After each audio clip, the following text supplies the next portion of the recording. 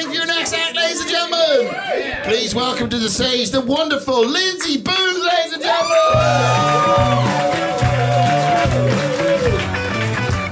Thank you very much. I don't have an addiction. You're obviously much more interesting than I am. I'm not interesting. I work in financial services compliance. Yeah, which basically means I work with firms to help them meet the rules set for them by the regulator. Yeah, it's hilarious. It really is. So more on that. No, it's actually I really like rules. I like following rules. But I'm also really attracted to people who don't follow them. So I like to watch but not participate. I don't know if that's kinky. I get most of my non-compliance porn from the internet, obviously. And there's some really good stuff out there. There's some fantastic. You remember the President's Club dinner thing? There's been some new footage come out from that, so we can see what really went on there. And there's one guy who's absolutely shit-faced, and he. Honestly, he leant over the table and he put his glass of wine down, but he put it next to the coaster. I know it's dirty, isn't it? Because it's going to leave a ring, isn't it? And there was another guy who sat down to dinner and he used his knife and fork nearest the plate first and worked his way out. Again, pretty sordid stuff. And of course, we all know about the guy who took his penis out between the starter and the main course, which is wrong, isn't it? Because we all know that should be done during coffee and biscotti. So I just think some people just don't know how to behave. They just don't know what the difference is between what's acceptable and what's unacceptable. This is exactly where rules and procedures really help. And I believe in it so strongly, in fact, that I've been introducing some into my own private life. So I've been seeing some of them for the last few months. It's going really well. But we're still getting to know each other in the bedroom. So he does this thing I like him to do. We all know what that is. And but last week, that wasn't funny.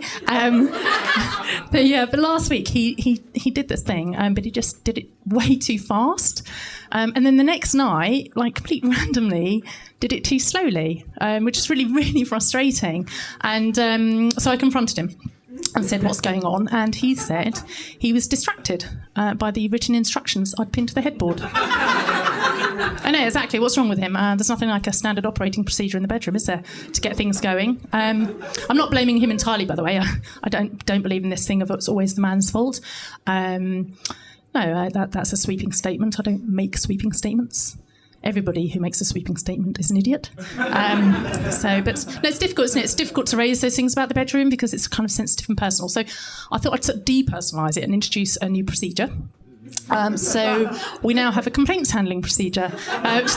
Honestly, it's really simplifies things, and it's not weird. I know it sounds weird. It's not. I haven't got like a stack of forms on the bedside cabinet with a little pen on a chain or anything like that.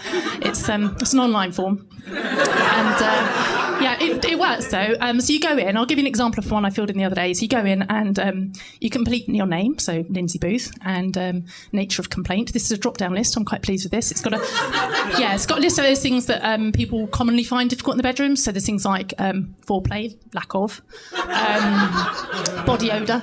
In this particular case, I selected cum face. So selected that, and then what happens? That opens up another box. So you can put in more details of your complaint. So I put in there, I don't like your cum face. It makes you look like the chief executive of a bank when he's just found out the regulators on the way round for a visit. And frankly, it's putting me off my own orgasms. And they're hard enough to come by without you gurning at me. And then, exactly. So it works, isn't it? So there's a submit button, so I submitted that. And I don't want you to think this is unfair. You know, it's all one-sided. He does have a right to respond. I say a right, it's more of an obligation. He does need to respond in writing within 3 working days. And he did, you know, the process works. He did, actually, I'll tell you what he said, actually. It's quite, found this pinned to the headboard a bit weird. So, dear Ms. Booth, blah, blah, further to your correspondence, blah, blah, blah. Here you go. For your information, that wasn't my cum face. C-U-M. I know.